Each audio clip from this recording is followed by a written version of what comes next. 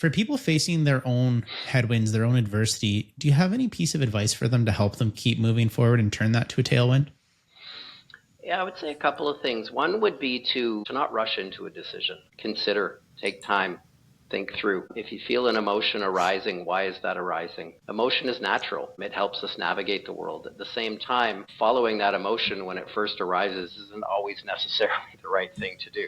Rising frustration, rising anger might lead to impatience and not taking the time to hear voices, other voices, for example, that can help inform a decision, but also to seek assistance, talk with people. Who are the people in your circle and in your network that you can confide in and talk about challenges with? And through those conversations and that internal conversation, come to a place where you're comfortable with what you're deciding. Like the first principal I worked for, God, this was probably in like 2000, sat me down the first day I came into his school, and he said, Chris, whatever decision you make sure you're comfortable with it.